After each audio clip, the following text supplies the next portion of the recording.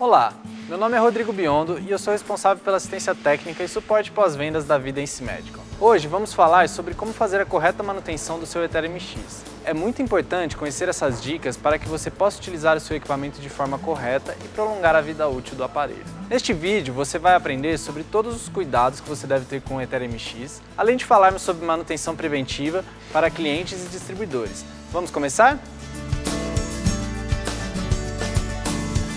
Ao utilizar pela primeira vez o seu Ethereum MX, é normal escutar um ruído no equipamento.